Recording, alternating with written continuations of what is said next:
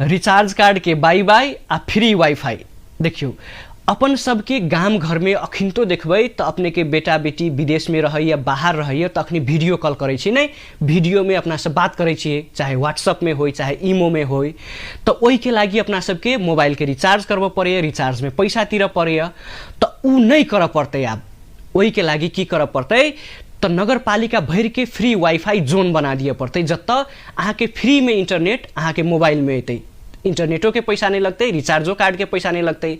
अब बहुत विद्यार्थी सब है आजकल जे इंटरनेटे से पढ़ाई करे है, तो इंटरनेट फ्री रहते तो पढ़ाइयो करला मिल, बातों करला मिल, जैसे अहाँ के टेलीफोन में या मोबाइल में रिचार्ज कार्ड के ढवा नहीं लगते। तो ई वाईफाई फ्री भइते एकर बहुत फायदा सब है।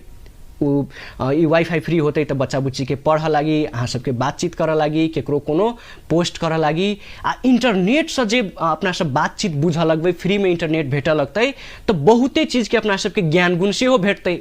दोसर ठाम में कथी भ रहा है, केहन परिवर्तन आबि रहा है, नेता सब की कर रहा है, जेना हम ही कोनो जे गड़बड़ करबै नगरपालिका में जीत कर तो इंटरनेट में तो आजकल बहुत आदमी लिख दे है, फेसबुक में लिख दे है, टिकटॉक में वीडियो बना के ध दे है, तो हमहू गड़बड़ करबै तो हमरो बारे में अहाँ सब वैसे देख सकै छी, चेक कर सकै छी।